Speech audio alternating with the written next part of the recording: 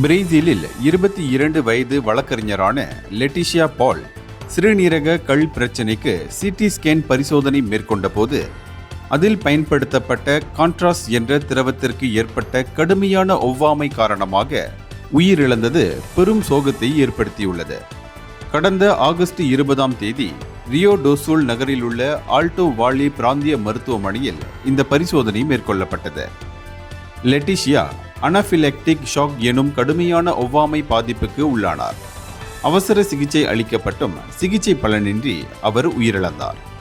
அவரது குடும்பத்தினர் லெட்டிஷியா மிகவும் திறமையானவர் என்றும் சட்டத்துறையில் சிறந்து விளங்க வேண்டும் என்ற கனவு கண்டவர் என்றும் கூறினர். மருத்துவமனை நிர்வாகம் அனைத்து நடைமுறைகளும் மருத்துவ விதிகளின்படி பின்பற்றப்பட்டன என்று கூறியுள்ளது. அதே சமயம் இத்தகைய திரவங்கள் பாதுகாப்பானவை என்றாலும் உயிருக்கு ஆபத்தான ஒவ்வாமை எதிர்வினைகள் 5000 பேரில் ஒருவருக்கு அல்லது 10,000 பேரில் ஒருவருக்கு மட்டுமே ஏற்படக்கூடிய மிகவும் அரிதானவை என்று நிபுணர்கள் விளக்கினர். இந்தியர்களின் இதய குரல் மக்களோசை.